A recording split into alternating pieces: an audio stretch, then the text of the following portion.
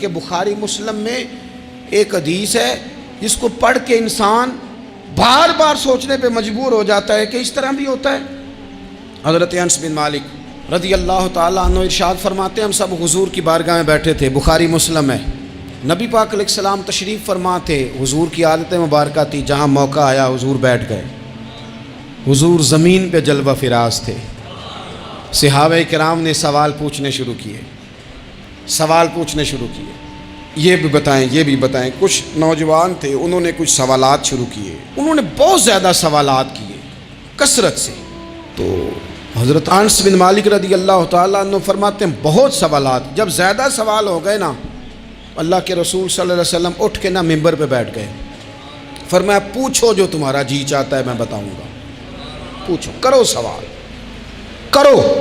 ایک شخص نے اٹھ کے عرض کی یا رسول اللہ میرا باپ کون ہے؟ فرمایا حذیفہ۔ دو لوگ اور اٹھے یا رسول اللہ ہمیں لوگ تانے دیتے ہمارا باپ، فرمایا تمہارا باپ وہی ہے جس کی طرف تم منسوب ہو، اسی باپ کی جائز اولاد ہو۔ ایک بندہ اور اٹھا، اس کا لہجہ بھی کچھ اس طرح کا تھا، کہنے لگا حضور میں جنت میں جاؤں گا کہ جہنم میں؟ کئی دفعہ نا چیزیں راز میں رہیں تو وہ ٹھیک رہتی ہیں، لیکن جن کو راز کھولنے کا شوق ہو ان کے اپنے بھی کھل جایا کرتے ہیں، ان کے کھل جاتے ہیں پھر وہ تکلیف میں آتے ہیں۔ یاد رکھیں حضور میں جنت میں جاؤں گا کہ جہنم میں؟ حضرت انس بن مالک کہتے ہیں کریم بولے، مور لگنے لگی، ہم کانپنے لگے۔ حضور نے فرمایا تو جہنم میں جائے گا، دوزخی ہے تو۔ بس جب وہ سناٹا چھا گیا، اب ڈر تھا کہ کچھ اور باتیں نہ، یہ کثرت سوالات کی وجہ سے حضور ناراض ہو گئے۔ کہتے ہیں فٹافٹ حضرت عمر اٹھے، فٹافٹ، اور کوئی معافی نہیں مانگی، کوئی بات نہیں کی، جناب عمر تھے نا، آئے عمر تیرے جملوں پہ مر جاؤں، ان راہوں پہ قربان جہاں سے عمر چلتے تھے، ہر حکمران تیری بات کرتا ہے پر عمر تیرے ایک ایک فیصلے پہ میری اولاد قربان۔ ایسا بھی شخص کوئی پلٹ کے دنیا میں آئے گا جیسا خطاب کے گھر عمر پیدا ہوا۔ حضرت فاروق اعظم اٹھے، یوں ہاتھ باندھے، رو پڑے، کہنے لگے نہ حضور نہ، رضیت باللہ ربا وبالاسلام دینا وبسیدنا ومولانا محمدا نبیا ورسولا۔ حضور ہم بڑے راضی ہیں کہ اللہ ہمارا رب ہے، سونیا بڑے راضی ہیں کہ دین ہمارا اسلام ہے۔ یا رسول اللہ ہم بڑے راضی ہیں کہ اللہ نے آپ کو ہمارا نبی بنا کے بھیجا ہے۔ حضور بڑے، یوں ہاتھ باندھیں، نہ ساڈا بولیا چولیا معاف کری، غلطی ہو گئی حضور جوانوں سے، نہیں ایسا حضور، نہ اس سے زیادہ کوئی پردہ نہ کھول جائے کہ رضیت باللہ ربا وبالاسلام دینا وبسیدنا ومولانا محمدا نبیا ورسولا۔ وہ ضرورت کے لیے سوال ضرور پوچھا جائے، حضور پسند کرتے تھے، لیکن بحث میں الجھ جانا، ہر وقت دین کو تختہ مشق بنا لینا، ہر وقت میرا دل تڑپتا ہے، کبھی کبھی سوچتا ہوں یہ میرے نبی پاک کا دین ہے، کیا یہ صرف دنیا میں بحث کے لیے آیا ہے؟ جس کو 4 لفظ آئے اس نے میرے حضور کے دین کو ذریعہ بحث بنا لیا۔ صبح بھی بحثیں، شام بھی بحثیں۔ کریم محبوب علیہ السلام نے جو طائف میں روڑے کھائے تھے وہ اس لیے کہ امت بیٹھ کے بحثیں کریں، اس لیے امام علی مقام نے سارا گھرانہ کربلا میں دے دیا کہ تم بحثیں کرو۔ عمل کب کریں گے؟ کرو بحث، صبح بھی کرو، ہر بندہ کرے، مولوی بھی کرے، مفتی بھی کرے، مناظر بھی کرے، اور چلو علماء تو کبھی اعلاء کلمت الحق کے لیے کوئی گفتگو کر بھی لیں، ہر چوک چراہے میں بحث، ہر جگہ مناظرہ، خدا را بلا ضرورت تو چھوڑ دیں، بلا وجہ تو چھوڑ دیں، کبھی تو مان کر چلنے کا مزاج بنا لیں، کبھی تو قبول کر لیں۔ یا رسول اللہ رضیت باللہ ربا وبالاسلام دینا وبسیدنا ومولانا محمد نبیا ورسولا۔ حضور بڑے راضی ہیں کہ اللہ ہمارا رب ہے، اسلام ہمارا دین ہے، آپ ہمارے نبی ہیں۔ حضور ہم بڑے ہی راضی ہیں، ہم پر کرم نوازی ہو جائے۔ تو حضور نے فرمایا عمر بیٹھ جا، اللہ تیرے اوپر رحم فرمائے، عمر بیٹھ جانا، رب تیرے اوپر رحم فرمائے۔ قرآن مجید فرقان حمید آپ دیکھیے تو سورہ بقرہ میں سے جو آیہ کریمہ میں نے آج تلاوت کی ہے خطبے میں، اس میں اللہ تعالیٰ نے فرمایا ام تریدون ان تسألوا رسولکم کما سئل موسیٰ من قبل، کیا تم میرے نبی پاک علیہ السلام سے بھی اسی طرح ہی سوال کرنا چاہتے ہو جس طرح حضرت موسیٰ کی قوم نے ان سے کیے تھے؟ جس طرح پہلے حضرت موسیٰ علیہ السلام سے سوال کیا گیا تھا، تم بھی میرے رسول سے اسی طرح سوال کرنے کا ارادہ رکھتے ہو؟ کبھی بنی اسرائیل والوں نے کہا کہ ہمیں پتھر سے پانی نکال کے دیا جائے، کبھی کہا کہ ہمیں کھانا من و سلوہ دیا جائے، کبھی کہا کہ ہم اس وقت مانیں گے جب رب کو اعلانیہ دیکھ لیں گے۔ کیا تم میرے رسول سے بھی اسی طرح ہی سوال جواب کرنا چاہتے ہو؟ ضرورت کے لیے سوال ضرور کریں، یہ پہلا ہی سپارہ ہے۔ حضرت موسیٰ علیہ السلام کا زمانہ مبارکہ ہے۔ ایک شخص نے اپنے کزن کو، اپنے چچا کے بیٹے کو، چچا زاد کو قتل کر دیا اور خود ہی اس کا مدعی بن کے حضرت موسیٰ کے پاس آیا کہ بتائیے جناب میرے اس بھائی کو کس نے قتل کیا ہے؟ حضرت موسیٰ نے ایک سادی سی بات کی، کیا فرمایا؟ وَإِذْ قَالَ مُوسَىٰ لِقَوْمِهِ إِنَّ اللَّهَ يَأْمُرُكُمْ أَن تَذْبَحُوا بَقَرَةً۔ حضرت موسیٰ علیہ السلام نے اپنی قوم سے کہا کہ اللہ تمہیں حکم دیتا ہے کہ ایک گائے ذبح کرو، گائے کا کچھ حصہ مقتول کو مارو، وہ خود اٹھ کے بتا دے گا مجھے کس نے قتل کیا ہے۔ یہ پہلا سپارہ ہے قرآن مجید کا، آپ اس کو دیکھ لیں، یہ آیت نمبر 67 سے شروع ہو رہا ہے۔ تو اب وہ چونکہ ذبح کرنا نہیں چاہ رہا تھا، اس کو پتا تھا کہ مجرم تو میں خود ہوں، وہ ذبح چونکہ کرنا نہیں چاہ رہا تھا، اس سے کہا کہ مارو ایک حصہ گائے کا، اس کو تو یہ اٹھ کے بتا دے گا۔ تو اس نے جواب کیا دیا؟ قالوا اتتخذون ہزوا، یعنی لگا آپ میرے ساتھ مذاق کرتے ہیں، کبھی ایسا بھی ہوا ہے؟ قال اعوذ باللہ ان اکون من الجاہلین، حضرت موسیٰ علیہ السلام فرمانے لگے میں اللہ کی پناہ مانگتا ہوں میں جاہلوں میں سے ہو جاؤں۔ ہر وقت مذاق کرتے رہنا یہ تو جاہلوں کا طریقہ ہے۔ کن کا ہے؟ حضرت موسیٰ نے کہا ہے، قرآن پاک ہے، ہر وقت مذاق کرتے رہنا۔ خوش طبعی اور چیز ہے، مسکراتے رہنا، لیکن کسی کا مذاق ہر وقت اڑاتے رہنا کن کا طریقہ ہے؟ جاہلوں کا۔ جب کہا نہیں ذبح کرنی ہے تو اب ذرا دیکھیے، کرنا نہیں نہ چاہ رہے، قالوا ادع لنا ربک یبین لنا ما ہی، کہنے لگے اے موسیٰ پھر آپ نہ رب سے دعا کریں کہ وہ ذرا کھول کے بتائے وہ گائیں کس طرح کی ہو۔ ارادہ نہیں نہ ذبح کرنے کا، آپ دعا کریں۔ قال انہ یقول انہا بقرۃ لا فارض ولا بکر، فرمایا کہ رب کہتا ہے وہ گائے نہ بوڑھی ہو نہ زیادہ بچیا ہو، عوان بین ذالک، ان کے درمیان ہو، یعنی جوان گائے ہو۔ فافعلوا ما تؤمرون، کرو جس کا تمہیں حکم دیا جا رہا ہے۔ قالوا ادع لنا ربک یبین لنا ما لونھا، لو اگلی بات سن لو، کہنے لگے آپ دعا کریں رب سے کہ وہ کھول کے بتائے اس کا رنگ کس طرح کا ہو، رنگ بتائیں کس طرح کا ہو۔ قال انہ یقول انہا بقرۃ صفراء، فرمایا رب فرماتا ہے کہ صفراء رنگ کی ہو، یعنی گہرے زرد رنگ کی ہو۔ کہ رب فرماتا ہے اس طرح کی گائے ذبح کرو۔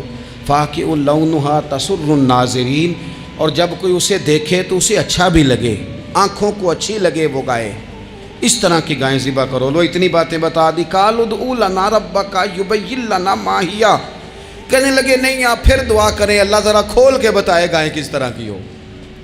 ان البقرہ تشابہ علینا، ہمیں ذرا گائیں پر شبہ پڑ گیا ہے کس طرح کی ذبح کرنی چاہیے۔ وَإِنَّا انشاءاللہ لمہتدون، اگر اللہ نے چاہا تو ضرور ہم ہدایت پا جائیں گے۔ پھر اللہ تعالیٰ نے فرمایا کہ قال انہ یقول انہا بقرۃ لا ذلول تثیر الارض، گائیں اس طرح کی ہو کہ وہ کبھی کھیتی میں نہ چلائی گئی ہو، یعنی اس کو کبھی کام نہ اس سے لیا گیا ہو۔ بیل کو لوگ لگاتے تھے نا، جو کام آج ٹریکٹر سے لیا جاتا ہے وہ گائے بیل سے لیا جاتا تھا، تو وہ کھیتی باڑی کے کام نہ اس کو لگایا گیا ہو۔ ولا تسقی الحرث، اور نہ اس سے پانی نکالا گیا ہو، نہ کھیت چلانے ہل چلانے میں لگائی گئی ہو، اور وہ جو کنواں ہوتا تھا جس کے گرد گائیں گھومتی تھی، تو کہا وہ بھی کام اس نے نہ کیا ہو گائے نے۔ مسلمۃ لا شیۃ فیہا، وہ ہر عیب سے پاک ہونی چاہیے۔ قالوا الآن جئت بالحق، اب کہنے لگے اب آپ صحیح بات لے کے آئیں، اب سوال ختم ہو گئے نا۔ کہنے لگے اب آپ بات فذبحوہا، انہوں نے ذبح کر دی۔ وما کادوا یفعلون، پر ایسا کرتے نظر آتے، لگتا نہیں تھا کریں گے ذبح پر ذبح۔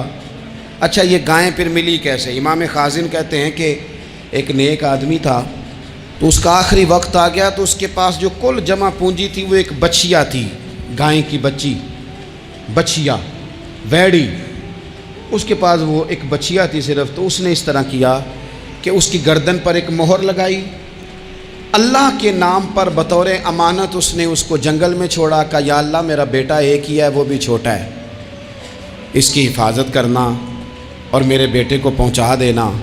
بچہ بالغ ہو گیا، اس کی ماں نے کہا بیٹا جو امانتیں رب کے پاس رکھوائی جائیں نا ان میں خیانتیں نہیں ہوا کرتی، جا کے جنگل میں آواز دے تیری گائے واپس آ جائے گی۔ اس نے جا کے جنگل میں آواز دی کہ وہ جو میرے باپ نے امانت رکھوائی تھی وہ کدھر ہے؟ وہ نشان لگی ہوئی گائیں دوڑتی ہوئی اس کے پاس آئی۔ واللہ خیر الرازقین، جب رب بندوبست کرے، جب اللہ بندوبست کرے تو پھر معاملہ اور ہوتا ہے۔ وہ گائے آ گئی۔ اب اس نے کیا کیا اس نوجوان نے کہ وہ گائے گھر لایا، ماں سے آ کے کہا کہ اماں یہ تو اللہ نے فضل کر دیا۔ ماں کہنے لگی پتر حالات ہمارے خراب ہیں، منڈی میں لے جا اسے بیچ دے، لیکن سودا میری مرضی کے بغیر طے نہ کرنا۔ کس کی مرضی کے بغیر؟ کس کی؟ اماں کی مرضی۔ اور سنو یار، تھے کچھ لوگ جن کو لوگوں نے تانے بھی دیے کہ تم ماں کے پیچھے لگ گیا ہے، لوگوں نے بڑا کچھ کہا، پر جو ماں کی مرضی پہ لگیں ناکام نہیں ہوتے زندگی میں۔ یہ دیکھو ماں کی مرضی پہ لگا۔ اس کی قیمت کتنی تھی گائے کی؟ بڑی مہنگی تھی، پر 3 دینار کی تھی۔ منڈی میں لے گیا، 3 دینار اس کی قیمت لگ گئی۔ تو ماں نے کہا تھا میری مرضی کے بغیر سودا نہ کرنا۔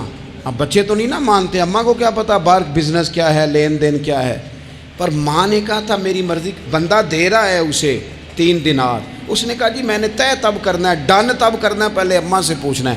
گھر جا کے اماں سے پوچھا، اماں کہنے لگی دے دے۔ واپس آیا تو اس نے کہا کہ میں 6 دینار دیتا ہوں پر میری شرط ہے، ماں سے نہیں پوچھنا۔ اس نے کہا تو 12 بھی دے، ڈن تب بھی ہونا ہے جب اماں نے کہنا ہے۔ وہ جب اس طرح کی اس نے گفتگو کی، واپس اپنی والدہ کے پاس گئے، کہنے لگے اماں سمجھ نہیں آتی، 3 دینار کی گائیں بندہ 12 میں خریدنے کو تیار ہے، شرط لگاتا ہے کہ اماں سے نہیں پوچھنا۔ تو والدہ کہنے لگی پتر پہلے اس سے جا کے پوچھ کیا وہ ہے کون؟ یہ کوئی روحانی معاملہ ہے، کوئی غیبی مدد ہے، پوچھ۔ اس سے جا کے پوچھا تو وہ کہنے لگا میں تو فرشتہ ہوں اللہ کا، تو نے گائیں بیچنی نہیں، اس لیے کہ تیرا باپ بھی نیک ہے، تیری ماں بھی نیک ہے، رب تیرے رزق میں برکت پیدا فرمانا چاہتا ہے۔ ماں باپ نیک ہونا رزق میں برکت ہو جاتی ہے۔ ماں باپ نیک ہوں، ان کی صالحیت کا اثر پہنچتا ہے بچوں تک۔ رزق حلال کما کے لانے والے ہوں تو گھر میں برکت ہوتی ہے۔ جا کے کہا کہ تیرے ماں باپ نیک تھے، اسے نہ بیچنا گائے کو، تو کیا کریں؟ کہنے لگے بنی اسرائیل والے سوال کر کر کے خود مشکل میں آ گئے۔ اب وہ ایسی گائے جو جوان بھی ہو، یہاں تو ہر غریب آدمی اپنی گائیں یہاں لگا دیتا ہے، کھیتی باڑی میں یہاں لگا دیتا ہے، کنویں میں پانی نکالنے میں تو یہاں تو ہر ایک کی گائیں، تو ایسی گائیں جس کا رنگ بھی اتنا پیارا ہو، زیادہ بوڑھی زیادہ بچی بھی نہ ہو، اور ابھی تک کھیت میں بھی نہ لگی ہو، وہ سوائے تیرے کہیں نہیں ہے۔ اس نے کہا چل پھر مہربانی کر بتا میں کتنے کو دوں گائیں، اگر وہ آ جائیں تو کتنے کو بیچنی ہے؟ اسے کہنا کوئی نہیں، ریٹ تو زیادہ کرنا ہی نہیں۔ ان سے کہنا گائے کے اندر سے گوشت نکال دیں اور جتنا گوشت ہے اتنے پیسے بھر دیں، اس کی کھلڑی بھر دیں۔ اب وہ بنی اسرائیل والے ڈھونڈتے پہنچ گئے، کہا جناب گائیں 3 دینار کیا 6 لے لو۔ اس نے کہا نہ بھائی، ذبح کروں گا، گوشت نکالوں گا، جتنا وزن گوشت کا ہے اتنے پیسے بھرو گے، کھال میں تو پھر گائے تمہیں ملے گی۔ اب مجبور تھے، کیا کرتے؟ ابن کثیر حدیث لائے ہیں، امام سیوطی نے در منصور میں بھی لکھی ہے، نبی پاک صلی اللہ علیہ وسلم نے فرمایا سنو جوانوں اور اسے دل کی تختی پہ لکھو، نبی پاک علیہ السلام نے فرمایا اگر بنی اسرائیل والے زیادہ سوال نہ کرتے تو اتنی مشکل کا شکار نہ ہوتے۔ انہوں نے سوال اتنے کیے کہ چارہ نہیں ہے اب ان کے لیے، چارہ نہیں ہے اب ان کے لیے کہ یہ ادھر ادھر جا سکے، مجبوری بن گئی ہے، یہی گائے خریدنی ہے، یہی لے جانی ہے۔ اب اتنا سارا مال جمع کر کے وہ گائے خریدی، ذبح کی، تو مقتول کو جب اس کا ایک حصہ مارا تو اس نے اٹھ کے کہہ دیا یہ جو مدعی بنا ہوا ہے نا، یہی تو میرا قاتل ہے، یہی تو میرا قاتل ہے، یہی تو ہے، اس نے یہ سارا کام کیا ہے۔ تو زیادہ سوالات کرنا، بہت زیادہ سوالات کرنا، ہر وقت بحث میں رہنا، نبی پاک صلی اللہ تعالیٰ علیہ وسلم نے منع فرمایا۔ اور میرے رسول پاک علیہ الصلاۃ والسلام نے فرمایا، یاد رکھو 3 چیزوں سے ہمیشہ بچو، بخاری مسلم میں موجود ہے۔ ایک تو فرمایا کثرت کیلو کال سے بچو، زیادہ بحثیں نہ کرو، اور دوسرا حضور علیہ الصلاۃ والسلام نے فرمایا مال کو ضائع کرنے سے بچو، اور تیسرا فرمایا زیادہ سوال نہ کیا کرو، زیادہ سوال نہ کیا کرو۔ ایک مقام پہ نبی پاک علیہ السلام نے فرمایا حج فرض ہے۔ ایک صاحب نے اٹھ کے پوچھا حضور ہر سال؟ حضور خاموش ہو گئے۔ پھر پوچھا حضور ہر سال؟ سرکار خاموش ہو گئے۔ تیسری بار پھر پوچھا حضور ہر سال؟ نبی پاک علیہ السلام نے فرمایا زیادہ سوال نہ کیا کرو، میرے منہ سے نکل جاتا نا ہر سال فرض ہے تو رب نے ہر سال فرض کر دینا تھا، تمہارے لیے مشکل ہوتی۔ اور فرمایا جس چیز کے لیے میں تمہیں حکم دوں وہ کر دیا کرو، اور جس چیز میں تمہیں آزاد کر دوں اس میں آزاد ہو جایا کرو، زیادہ باریکیوں میں نہ جایا کرو۔ جن لوگوں نے بھی باریک بن کے چیزیں ڈسکس کرنی چاہی نا، الجھ گئے، تنگ آ گئے، اور جو کسی ایک دروازے کے فقیر تھے، ایک دروازے کے فقیر تھے، ایک دروازے کے فقیر تھے، کسی ایک راہ سے خیرات لیتے تھے، زیادہ الجھاؤ نہیں پیدا کیا انہوں نے۔ میں کہہ چکا ہوں علم حاصل کرنے کے لیے سوال ضرور کریں، لیکن بحث کے لیے اور الجھاؤ پیدا کرنے کے لیے، نئی سے نئی راہ تلاش کرنے کے لیے، یہ بات درست نہیں ہے۔